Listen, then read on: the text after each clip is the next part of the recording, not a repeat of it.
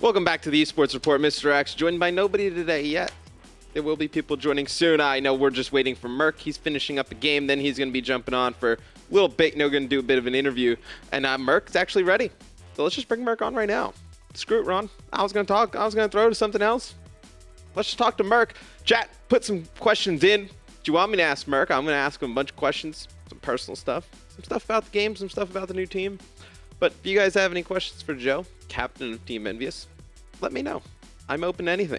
And then obviously then after Merk, we will be moving over to our fantasy draft where, crazy stuff went on. Maven has a team, Puckett had a team, I had a team, Max had a team, Jack had a team, and their teams all stink. Except Puckett's. Puckett's pretty good. But other than that, we're just waiting for Joe. Joe, you there? He's not there. Now you tell me, Ron tells me he's there. Joe doesn't want to talk. I get it. Way to leave me hanging, Ron. Looking at you, Ron, straight through the camera. No, but yeah. So the draft will be pretty good. There are 2 team variation types. We did. You either had to pick 2 Slayers, 1 support, 1 OBJ, or 1 Slayer, 2 supports, and an OBJ. And things got interesting.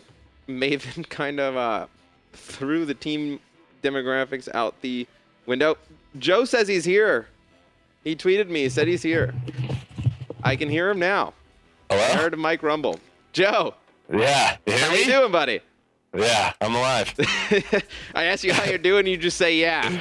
No, I didn't hear you. I'm going to be honest. I wasn't paying attention. Oh, it's all good. It's all good. How you doing today? I'm great. How are you? Good. So, Nameless was in the chat yesterday. Do you have the video? Do we have video of you? Are you on video? I'll turn it on. Turn it on. I want to see your face. Right. The chat wants I'm to see here. your face. I didn't know what I was doing, so I just answered the call. Oh, it's all right. Ron doesn't know what he's doing anyway. All right. I'm just kidding, Ron. I love you. I'm on ESR, Marissa. Bring Mo on. Where's Mo at? Mo, you want to be on? No. No, Mo doesn't want to be on. All right. So yesterday, doing some of the recap. We had Nameless in the chat. He was arguing a little bit. There were some Envy fans a little bit hostile. Since you guys made the change to Zuma and Saints, first week pretty rough, I would say. To be honest. Yeah, it was like what were we like 1 and 3? It wasn't. Yeah. It was it's the first week. It is what it is. Yeah, but we're still qualified. That's all that really matters. Yeah, I mean, since then though, you guys have been playing much better.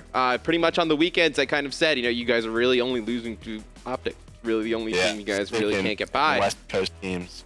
Yeah.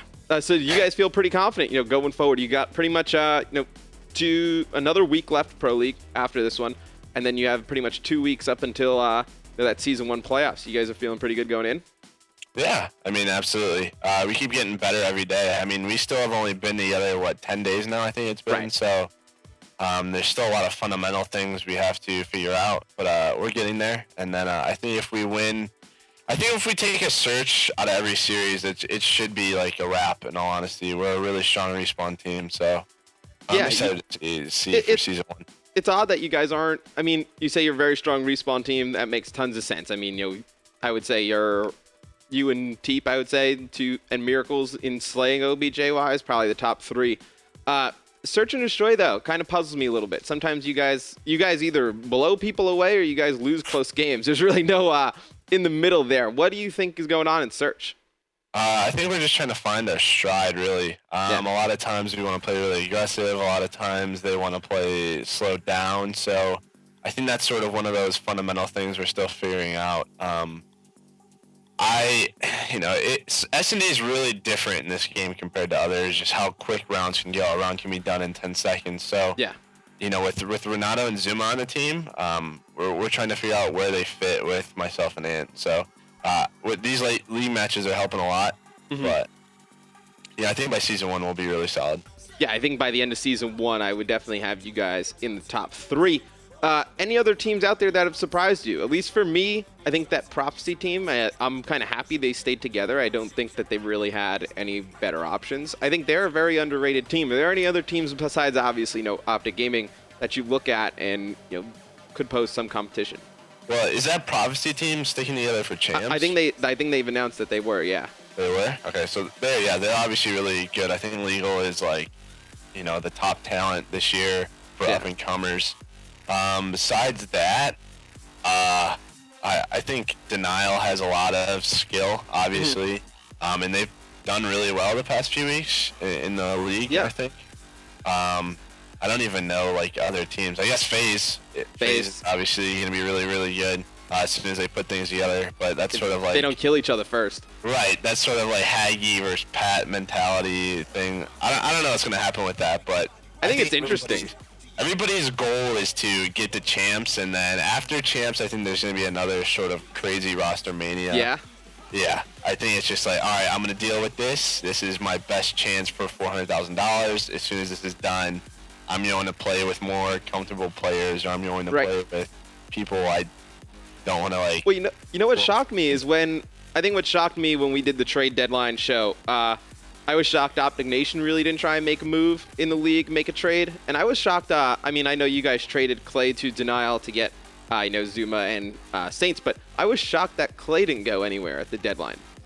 Yeah, I think a lot of people were. I think a lot of people expected him the Nation for like Swanee or Proof. But if you look at Denial, I think Replays and Attach have a lot of talent. I mean, Replays obviously won last year with Denial, and then he consistently placed like top 3, top 4 at the end of last year. And then Attach is sort of that young talent, a dude who can sort of go off, but I think a lot of people are worried about his sort of mental makeup at a LAN event. Yeah. I mean, it's his first champs, so we'll see how he does. Right. I think that's a thing for a lot of players. That's a very good point. I think going in first champs, it's definitely rough. This is actually going to be Zuma's first champs? Yeah. Right. You've spoken to him about it. Should he expect going in? I played at champs. I can give him a word or two of what to expect going into champs. His personality really reminds me of Studies. Yeah. When we picked up Study last year, he was just this dude who loved to play in like top matches, had like this crazy overconfidence, just delusional. He's delusional. Yeah, he believed that he was gonna win every 1v1, base him with a sniper rifle. You can have whatever. He just believed it, and he sort of ran off that at champs, and that showed. And we just let him go, and that reminds me of Zuma a lot. Like he wants to play Optic every day. Like he wants to go up against Scump. He wants to go up against like Attach. Like he wants to play them and prove himself. So, I'm not really worried because, he won last year, whereas Attach didn't, or these younger players haven't. He knows what it's like to play on these big stages. So I'm not too worried about him at all. I think he has a really good attitude, so I'm really excited for him to play at champs. No, I think Zoom will be fine. He's a player. I would say study from champs at Ghost, and then I would say miracles like Black Ops 2 champs. Yeah, they challenge anything. I'm gonna win any gun battle I get into. Gonna put you on the spot a little bit here. Curse Las Vegas last year did not qualify. Are we gonna see a team that should have qualified that won't this year? I don't know, because I mean, there's 14 NA teams that go to the regionals or whatever, or that qualify. There's or how many? 24 from regionals, and I think if you look at the top, honestly, never mind, because there's so many teams that can't compete because of younger players. Yeah. I mean, I guess there's always a chance, but I think this year's differently because it's not all NA teams. There's much more, like there's 8 other teams. Right. I don't think you can really, besides Revenge is the only Canadian team last year that placed in the top 8 at champs. Yeah, I think you're right. I mean, there's always one probably, but it's really hard to predict that right now. Yeah, I think it'd be pretty difficult because obviously I think we're going to still see some movement roster-wise for champs, right? You would expect. You think so? I think we're still going to see some movement after league into champs. You don't think so? Next weekend's the qualifier. Oh, that's right. Yeah, for regionals, and I don't think you can change after regionals. Well, then who is Proofy going to play with? Sensor and Apathy. Those guys have been trying out different teams every weekend, I feel like. Well, I think Proof. Actually, I don't even know the intel, but I know Apathy and Sensor said that they were gonna stick together. So I can see them picking up Proof and maybe Classic or a Mochilla. Yeah. That's a very weird mix of players. But then there's still like, yeah, I don't know, man. I honestly like. It's I really still think hard. there's going to be changes. 5 teams. I know of 5 full teams right now. I think, Right. not the rest. Yeah. So No. the scene's in a very weird spot right now. Right. I feel like there's 5, rock solid teams, and everybody else kind of trying out different things. Move on to some other stuff. DLC came out, Tuesday. You play it at all yet? Nope. Nope, haven't touched it at all. Well, this is going to be great insight from you. There are a few maps that I think could work, for competitive. We talked a little bit before, CTF. What is your feel on that right now? I think right now the 2 weakest modes are probably, I think Biolab CTF's probably worse than Ascend right now, to be honest. Biolab is just, it's crazy. I mean, it's you pull the flag out, guess what? They spawn at your flag. They're going to pull it out. And then what you see online is whoever has the best connection, because what it turns into is like these crazy 1v1s, these 2v1s that people come on top of. And it's just like, can you clutch up? That's all it is. It's, can you flank? Can you get 2 kills, get the flag return whilst your flag guy is killing off 2 people? It's pretty crazy, but that's what you see with all the CTF maps, besides maybe Retreat. But even on Retreat, you have that down low bar spawn where you're instantly just in their lobby, in their base. So CTF is a struggle. Pretty, yeah. Do you think it would be better with a longer respawn time, or maybe 7.5? I've thought about that, just because how quick you can move across the map, but I guess it depends. If you add that extra 2.5 seconds, will it give people time to sort of block those spawns so that you can spawn in your base and there's not those mid-map spawns? I couldn't tell you 100% that I think you would. I think the game moves so fast that it would be hard to block that. I think. Yeah. Because there's so much going on. And then especially CTF is generally a fast-paced game type anyway. And imagine a map like Biolab, for instance, like, to just come off spawn and then have to go block another one like right away. I don't know if you can even move that fast. I think it's just kind of a maybe what will happen with the longer respawn timer is maybe the guy going to block a spawn will block it for 2 or 3 people, and there'll only be like 1 person in that clutch position compared to 2 or 3. If it was up to me, I wouldn't be playing CTF anymore. Okay, so see, that's what I was going to ask you. So if it was up to you, I saw Nameless. I think he made a straw poll on Reddit. Envy, huge fans of the COD competitive subreddit. Made a poll over there. What are you laughing at? Just love it, dude. Absolutely love it. So I saw Nameless. He made a thread over there. He thought that they should switch 2 hard points in uplink and 2 S&Ds. Do you think that's something that should be explored, or do you think maybe we should try a 7.5 second CTF first? I mean, I guess you try the 7.5, because I know, I'm sure Sledgehammer, Activision, they want to see more game type diversity. That's what they want. They want everybody to be, conscious of all these game types. But it right now, it's just not playable. Like, it's just, you just don't know what's going to happen. So I think right now you add in another hardpoint, and the fans love hardpoint, the players love hardpoint, and the fans and the players both love uplink right now. Although, a few changes, from the last patch have made uplink pretty crazy as well, but I think it's still ahead of CTF. Is uplink? I know they buffed the passing. Have you guys messed with that? Is it back to the old envy of throwing drones across the map? It's not as far as that, but yeah, it's a little bit further. But I think right now with the spawns, it's a lot of like more team pushes than you used to see, like flanks and whatnot, because there are a lot of different spawns now where you're set up in these like crazy spawn trap areas and whatnot. So it's definitely changed the game a lot. Right. I think uplink definitely a favorite of mine. I love casting uplink. I love watching uplink. Hardpoint as well. But obviously, Joe, if we remove something, we need to add other maps and modes. Hardpoint, any maps you don't like right now? I just wish there was a start off change with like the Biolab, because there's that favored side where you can get off to a 50-0 lead, but the spawn over by blue. Yeah, I mean, you just get into the hill, you watch your ice, you watch your green, and that's about it. Yeah, you pretty much gotta watch 2 tunnels. Yeah. Besides that, I think everything is really good now for hardpoint. I think Retreat is a really solid map. Solar is really good. Biolab, like I said, besides that, and then Detroit. But least favorite.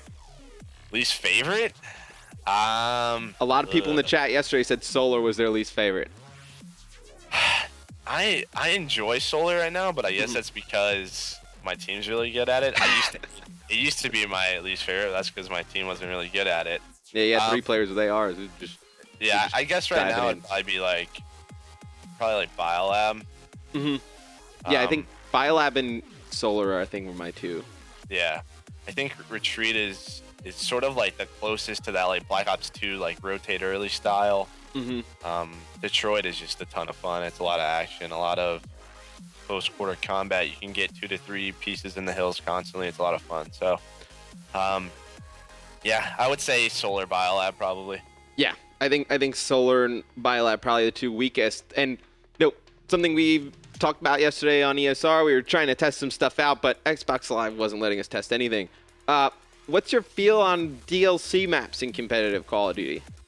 I mean, if you look at the past games, like especially like Halo, like they had tons of DLC implemented in a competitive, but Call of Duty DLC has just always been terrible for competitive. I mean, like I said, I don't even buy it anymore because there's usually no point, because the maps just don't make sense for competitive gameplay.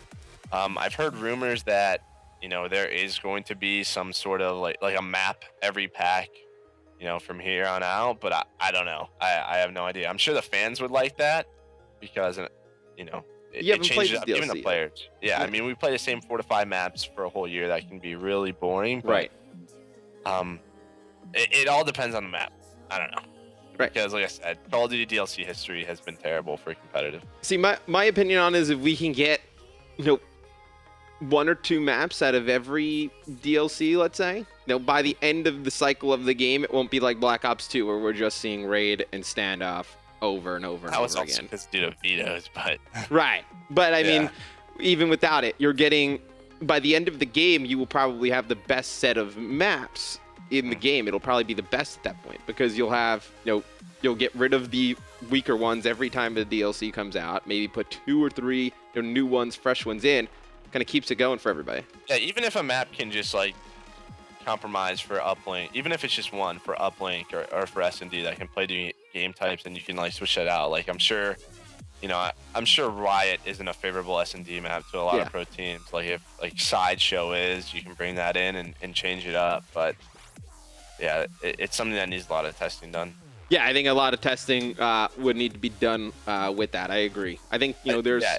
And there would be more testing, like I said, if we've implemented it before, or if this DLC was even like something that pro players would look forward to, but it's not. It's I think more pro players are excited about zombies. The zombies, right? Right. I played some zombies, maybe. Yeah. We were awful. We didn't know how to play. No, I think though that's something that you can change though. I think you can change kind of the mentality of everybody if let's say, I see Louie in the background. Yeah, he's hanging out. Bow through him like a bone or something. But no, I think if we can come out and test some of these DLC maps, maybe walk away with 1 or 2, that it kind of changes everything going forward. That it'll be more open because, like you said, Gears of War used DLC, Halo used DLC. A lot of the games in the past have used it, and it's proven to be pretty good. Yeah, I mean, like you say, it changes it up, and it's like adding a new game mode. Players are going to be weary of it at first, but it's something they have to play, and it changes it. You look forward to playing something different, especially when you play the same maps over and over and over again. Right. Yeah. Yeah. You guys probably a little bit, sick playing the game over and over again. And I know we're doing a little fantasy draft after this, Joe. After this, I'm going to let you go. I'm going to let you go right after this. So basically, the rules of the fantasy draft is you're allowed to draft 1 player from each game in a different role. And then you got 1 wild card. Game? Yes. So we did AW, Ghost, and Black Ops 2.